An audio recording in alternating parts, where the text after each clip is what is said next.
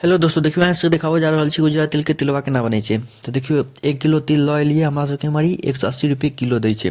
ठीक छै, एकरा आब कनी कनी लोहिया में बढ़िया से भूज लेब। देखियो कनी कनी एके बेर में 1 किलो नहीं हैत, तें कनी कनी भूज लेब। ठीक छै, देखियो सबटा बढ़िया से भुजा गेलै, एक नंबर। ज़्यादा नहीं भुजबै, कनी हल्का भुजबै, ज़्यादा कड़ा नहीं हुए। ओहिके बाद इम्हर पाक चढ़ा देबै गुड़ के। ठीक, आब इम्हर ओ पिघलऽ देबै कनिक देर तक, मतलब खौलऽ देबै।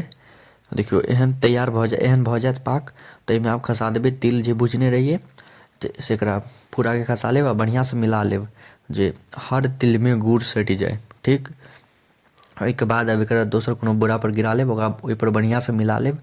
अगर उएह बर्तनमे रहत तऽ सटि जाएत, ओ गरम रहै छै, तेँ दोसर बर्तनपर निकालि लेब। देखियो बढ़िआँसँ सना गेलै, मिल गेलै। ओहिके बाद एकरा तिलवा जकाँ बनेनाइ स्टार्ट कऽ देबै। देखियो एहि हिसाबसँ शेप देनाइ शुरू कऽ देबै।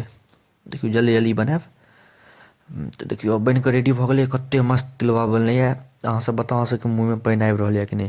अगर अहाँसबके एकर लॉन्ग वीडियो चाही तऽ हम अपन चैनलपर डालि देने छी, अहाँसब जाकऽ जरूर देखब, बहुत मजा आएत। तऽ देखियो कतेक मस्त बनलै, अहाँसब घरपर एक बेर जरूर ट्राइ करब, बहुत मस्त बनलैए। धन्यवाद।